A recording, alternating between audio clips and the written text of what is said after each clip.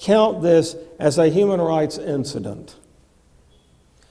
And not just as bad luck or something like that. I mean, presumably because it was the regime's policy that caused this. But, I mean, here we have, like 45 million people, just killed, and nobody but the human rights experts seems to think that it's an issue. I guess that most people have not heard of it, I guess. It's never mentioned. Apparently it's mentioned a little bit more in Europe than it is in the United States.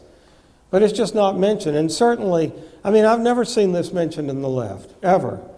And it makes me wonder what Sartre knew in 1970. Did he know about this? Did he know about it and was he hiding it? Did he not know about it? You would think that Sartre would have had, pipelines into government officials. People, who would gossip at diplomatic dinners and so forth. Sartre was a very remarkable political literary figure in France. He was like a hub of all sorts of everything from Memmi to Fanon. And that's a long, it's a long way to get from Memmi to Fanon.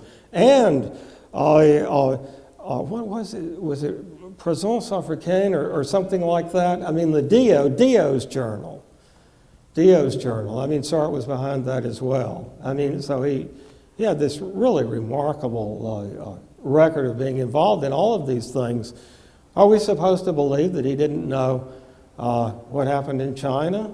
Maybe he didn't. I don't know. I don't know when this first became public knowledge. But at any rate, to get back to the larger point, the left has repeatedly been either co-opted or, it has gotten on board with, the struggle of the moment and has become completely absorbed in that struggle. And, the fact that Occupy Wall Street right now is criticizing banks or something like that, that is actually a little bit more conventional.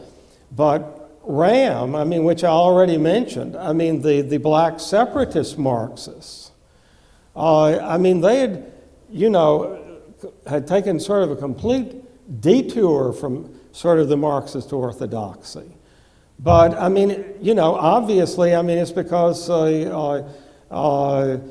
there was a need there. a number of things came together at the same time. As I said, Malcolm X in the United States and Robert Williams in China. And